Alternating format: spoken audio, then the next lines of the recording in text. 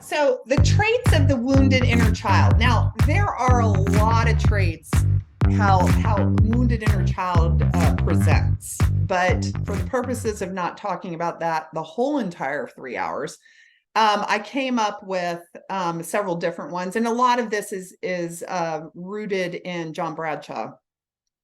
And his Homecoming is the name of the book that he wrote that talks about the wounded inner child and so on and so forth. And the first one is codependency. So, we talk about codependency. I've done a presentation on codependency. Codependency is a very complicated disorder, although we use the term very loosely.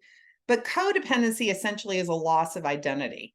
I don't know who I am unless I have someone there essentially doing things, accepting me, under my control, whatever it is. And that's how I identify myself. So if you agree with me, then I'm a good person. If you don't agree with me, then I don't know anything, that kind of thing, as opposed to making those decisions about ourselves by ourselves. So we're going to talk inevitably when you have a client who's got what you consider to be codependency.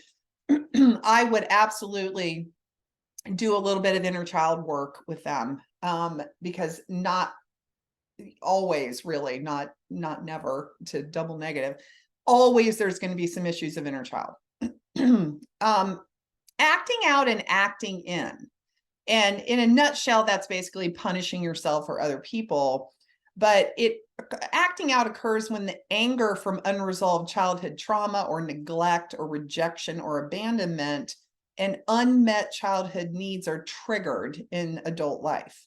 So acting out behaviors include lots of different things, but essentially reenacting violence on other people or doing or saying to their children, the client's child, things that were done or said to them. Spontaneous age regression. This is temper tantrums, pouting, those kind of things, like silent treatment, things like that. And inappropriate rebellion are some of the things that would go along with what I've seen most often with acting out. Acting in occurs when our unresolved emotions turn against ourselves. So we say negative things to ourselves, we put ourselves in stressful situations. Over time, it can cause physical issues like gastrointestinal issues, headaches, heart attacks, cancer. Interestingly, being accident prone is also an example of acting in.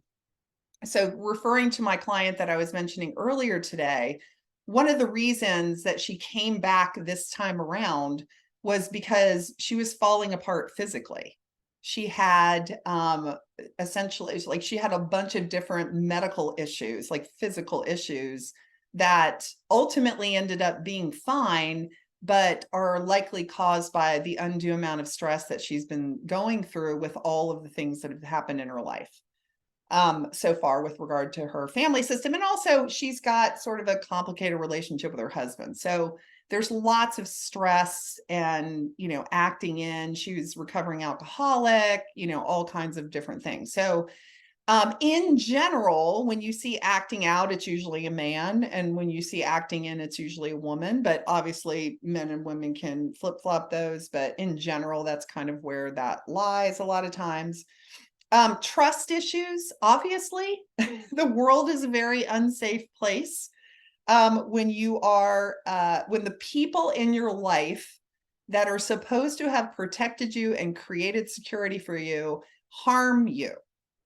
That's what causes trust issues. So when the caregiver is untrustworthy, there's a deep sense of distrust that occurs.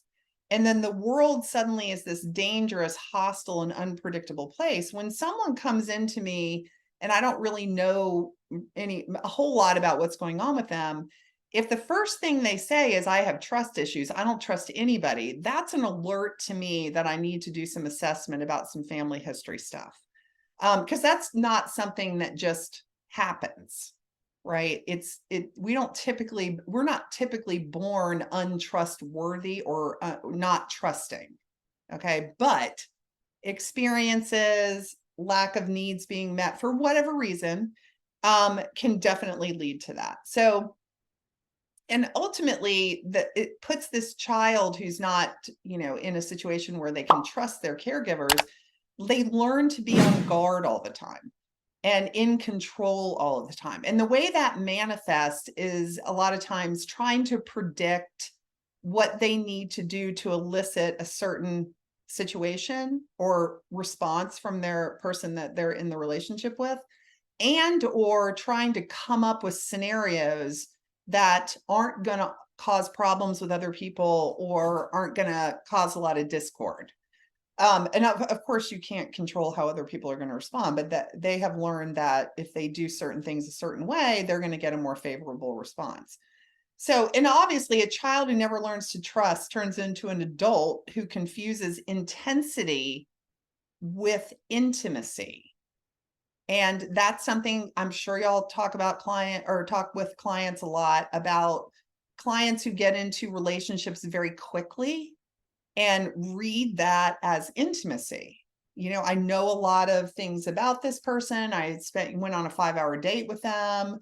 They told me everything about their messed up childhood or whatever it is. So I feel like that's intimacy and it's intensity. Also trauma bonding, but that's a whole nother presentation.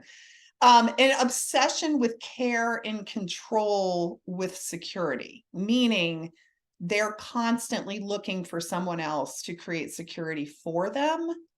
And they try to get that security by caring for the other person or trying to control the other person or things like that. Because if they can get them to do that, the other person to do that, then they'll feel secure. And of course, that's not how you establish security. It's not through another person, it's from within.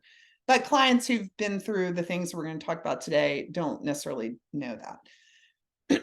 Obviously, intimacy issues. Adults who have unmet needs from childhood vacillate between fear of abandonment and fear of engulfment. And it can play out as being fearful of being in a relationship to staying in destructive relationships because of a fear of being alone. And sexual dysfunctions go along with intimacy issues. Dysfunctional families also include poor sexual modeling in the family. So a parent's disappointment in a child's gender or contempt for the child or neglect for the child's developmental dependency needs can also lead to intimacy issues.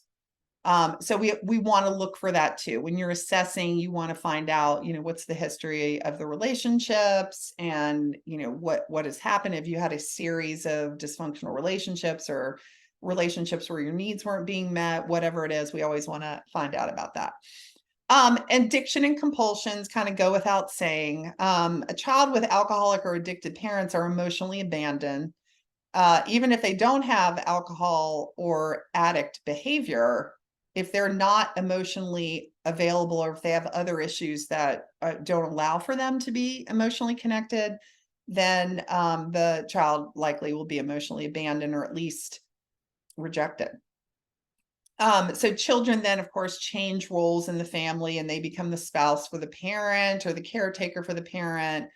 And all of those things, children with a wounded inner child have a risk of developing these pathological ways of dealing with what we consider an insatiable hole, or I sometimes refer to it as a God-sized hole, from the unmet emotional needs. And you will see this with, addiction, compulsions. Going back to my client that I was talking about, obviously she's had addiction issues. She's in AA, so she's been sober for quite a while, but that morphed into a spending addiction.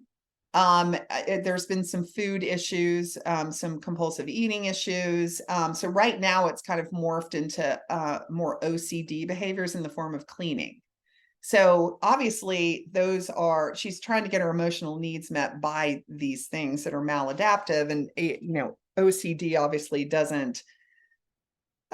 is not moderate in the way that she's doing certain things. And so that can be also included in the compulsion stuff. So I encourage people, clinicians, to always check on whether or not there's some compulsive behavior in addition to the assessment of alcohol or drug use. Compulsions meaning, do they overspend, overeat, undereat, overclean, work too much, don't work enough? What are some of the other things that might be manifesting as compulsions that they're not going to be aware of? It requires that line of questioning. And then emptiness. So a low-grade chronic depression that plagues the adult. So used to be known as, oh shoot, I just lost my train of thought. What was that called? I'll think of it in a second. Persistent depressive disorder is what they call it now. But sort of a low-grade depression where people can still function. They go to their work and have relationships with their family, but there's this underlying dissatisfaction or emptiness. A wounded child has to take on a false self when they're in the family system, or an act. And when the inner child's wounded, a person feels depressed and empty and apathetic towards life. And because the person is never able to be their true self, they're never really present. They report feeling like they're watching their lives on the sidelines. So those are things to think about when you're assessing for a wounded inner child, which is the purpose of talking about this in particular, because we don't always identify that. People are not coming in, generally speaking, and saying, I think I have a wounded inner child. That's not how people present when they're coming into your office or they're seeking services.